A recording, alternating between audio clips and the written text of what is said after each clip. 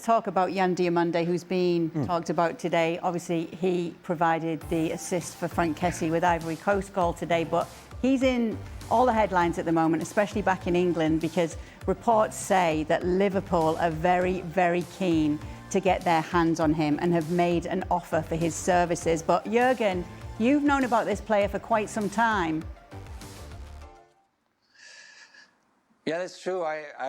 My video assist from the US soccer time, and he still is in a certain way on my side when another adventure maybe comes up.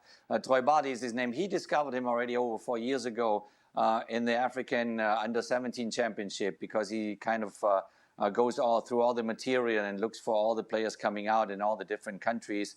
So he spotted him and he recommended him to an agency. The agency brought him over to the United States, where he then went to high school and then played in the 4th division, basically, in the US, before then Lagunas came in, and then obviously was sold to Red Bull Leipzig.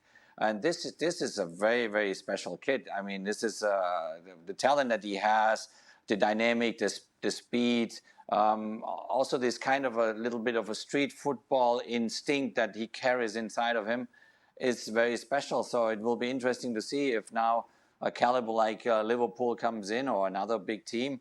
He was on trial a couple of times with some Premier League clubs in the recent years, also with Chelsea when Mauricio Pochettino was the coach there. He was on a trial. He was, I think, Bournemouth and 2-3 other teams, and nobody picked him up. And he went back to the US, playing 4th division, and then got obviously transferred over to Europe. Yeah, it's been a great season for Yan Diomande with Leipzig, as the numbers show. It's interesting, though, how the pieces would fit together if he is to come to Liverpool. Robert. Yes, because, that's the club that have shown interest, apparently. But we just saw Gakpo play brilliantly for the Dutch national team, who plays in that left-hand side position. They've got Onuoha, who also plays out in that position, who the Liverpool fans love, and he's only 17. You've got Florian Wirtz, who can sometimes drift to that left-hand side as well. So there's a lot of players in that Liverpool side that he'd have to displace to get a chance, which is fairly difficult, I would say. Isak as well, who's coming back maybe to form. We saw that with Sweden. So it's going to be, and Ekitike, so there's a lot of players he's going to have to displace to get a chance in that Liverpool team if he does go there. I'm okay with it, I'm okay with it, just because. What, for him to go there? Yeah, I am, just because for the years that are coming up, these are the post-Salah years. So whereas previously all those players would need to find a slot, one of the 2 slots on the left-hand side, basically, now that whole front line could start to turn into something different. I think this, in terms of, say, what Liverpool are going to look like in the next few months and so on, we're going to get a different feel for it. I think for the last 7 or 8 years or so, it's been Liverpool. It's got Van Dijk here, this guy here, and Salah on the top right-hand side.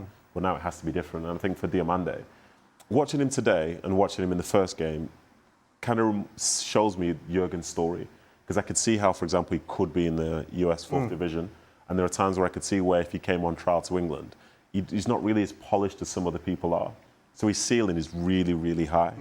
But I think at times, some of the stuff which you want to be really consistent and good isn't necessarily up to the level that, say, some people would expect. And also coming on trial to any football club with a 2-week trial is almost impossible to show up, because the other players are all used to the drills you do. They're all used to the coaches. They know what the coaches expect. You come in and might do something different than the coach.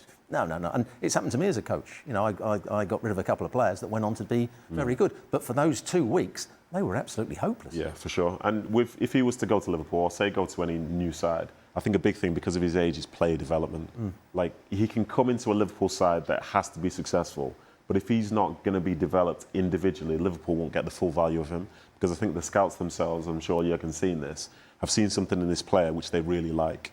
But it's not the only thing. It might not even be the biggest thing. We've got to make it clear, this is only just talk. That yeah, of course. I'm just saying in general, wherever he goes, he's a 19-year-old with huge potential. Well, PSG reported to be interested too. And if that potential is realised, then we're probably going to have one of the best wingers that could be playing in and around Europe, one of the best African players. If he goes there, he's got Barcola and Kvaratskhelia to get past on the left-hand side. But nothing to worry about, nothing to worry about. Yeah, he's still young. While we are talking about Yan Diomande, let's touch on Ivory Coast, because obviously they had a win in their first game over Ecuador.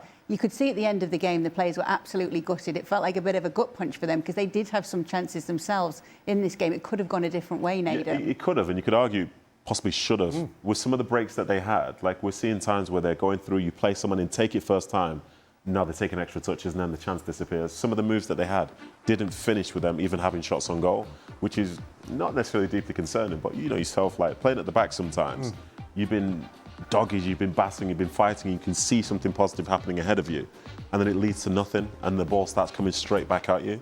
I think from a disappointment standpoint, I don't think there are many players that would lose a game in like the last minute of the game and feel okay with it. But go to Jürgen's point earlier on when he said that athletically they were stronger than Germany in that first, I would say, 50, 55 minutes. That's where they were winning the balls back in midfield. They were running off Germany's midfield. They were going past Kimmich down the outside on several occasions. And in the end, they just didn't quite have the ability to hold off Germany.